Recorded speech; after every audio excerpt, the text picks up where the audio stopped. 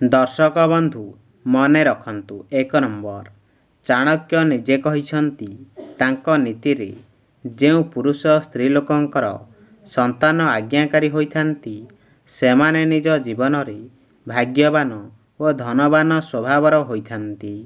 2 number जेउ महिला मानंकर ओठ उपरे हल्का बाल रही थाए सेमाने स्वभाव रे सद्गुण धार्मिक और दान पुण्य एवं भाग्यशाली होइथांती।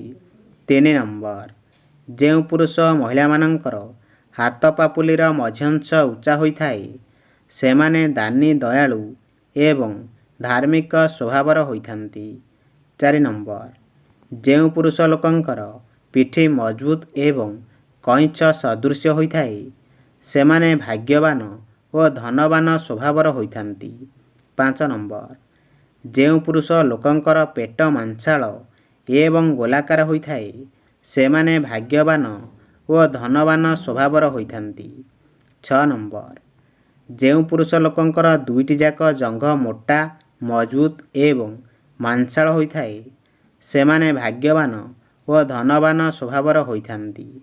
7 नंबर जेउ पुरुषंकर पादर काणिआंगुठी बुढ़ांगुठी ठारू बड़ होइथाए सेमाने निज जीवन रे धनशील व्यक्ति भावरे साब्यस्त होइथांती।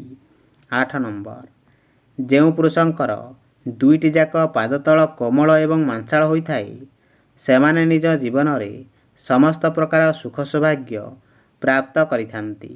9 नंबर जेउ महिला मानंकर दुईटी जाक पाद तल कोमल एवं सुंदर होइथाए एवं पादरू आदौ झाल बाहरु न थाए सेमाने भाग्यशाली महिला होइथांती। 10 नंबर जेउ महिला मानंकर दांत एक समान होइथाए एवं कंठ कोइली परि सुमधुर होइथाए सेमाने अत्यंत भाग्यशाली महिला होइथांती। 11 नंबर जेउ महिला मानंकर दुईटी जाक कान कोमल एवं सुंदर होइथाए एवं एक समान होइथाए सेमाने भाग्यशाली महिला होइथांती एवं दुर्भाग्य आसिले ताकु सौभाग्य परिणत करिथांती। 12 नंबर जेउ महिला मानंकर मुंडर बाल चिकण चमकदार सुंदर और सुस्थ होइथाए सेमाने भाग्यशाली महिला होइथांती एवं जीवन रे समस्त सुख सौभाग्य प्राप्त करिथांती। 13 नंबर जेउ पुरुष महिला मानंकर आंगुठी रे कला जाई रही थाए तेबे सेमाने बहुत भाग्यशाली स्वभावर होइथांती एवं शीघ्र सफलता मध्य पाइथांती। 14 नंबर जेउ लोकंकर नाक मोटा होइथाए सेमानंकु कथा कहिबार कौशल जଣା थाए एवं अति शीघ्र समाज रे मान सम्मानर प्राप्त करिथांती। 15 नंबर जेउ लोकर नाक उपरकु ठीक रही थाए सेमाने हृदयवान स्वभावर होइथांती एवं केबे भी सहजरे अन्य मानक उपरे विश्वास करिनथांती। 16 नंबर जेउ लोकंकर नाक सीधा साधा होइथाए सेमाने सीधा साधा स्वभावर होइथांती एवं प्रत्येक कार्य को शांति उपाय करने को पसंद करिथांती। 17 नंबर जदि महिला लोकंकर हाथर रेखा लाल वर्णर होइथाए एवं स्पष्ट भाव में देखा जाउथाए सेमाने बहुत भाग्यशाली महिला होइथांती। 18 नंबर जदि पुरुष लोकंक गाल रे कला जाई रही थाए तेबे यह सेमानंक पई बहुत अशुभ होइथाए किंतु जदि महिला लोकंक गाल रे कला जाई रही थाए तेबे यह सेमानंक पई बहुत शुभ होइथाए। 19 नंबर जेउ पुरुष महिला मानंकर मथा चौड़ा होइथाए मुह गोल और आखि सुंदर होइथाए सेमाने निज जीवन रे अनेक सुख सुविधा प्राप्त करिथांती एवं भाग्यशाली स्वभावर होइथांती।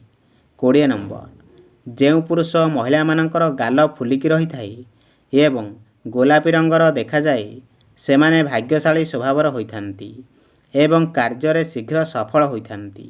21 नंबर जेउ पुरुष महिला मानंकर पादर आंगुठी पाद तुलन रे मोटा होइथाए सेमाने भाग्य केबे भी तांको साथ दे न थाए एवं एमाने सफलता पाइबा पई अधिक परिश्रम करने को पड़ी थाए।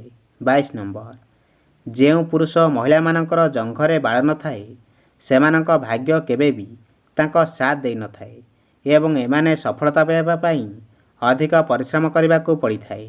23 नंबर जेउ पुरुष महिला मानंकर बेकर आकार अधिक लंबा होइथाए तेबे सेमाने निज जीवन रे ଅନେକ ପ୍ରକାର ସମସ୍ୟାର ସମ୍ମୁଖୀନ ହୋଇଥାନ୍ତି।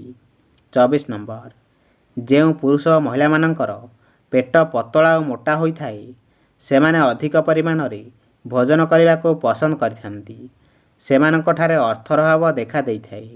25 ନମ୍ବର, ଯେଉଁ ପୁରୁଷ ଓ ମହିଳାମାନଙ୍କର ନାଭି ଗୋଲ ଓ ଗଭୀର ହୋଇଥାଏ ସେମାନେ ନିଜ ଜୀବନରେ ଅନେକ ସୁଖ ସୁବିଧା ପ୍ରାପ୍ତ କରିଥାନ୍ତି ଏବଂ ଭାଗ୍ୟଶାଳୀ ସ୍ୱଭାବର ହୋଇଥାନ୍ତି।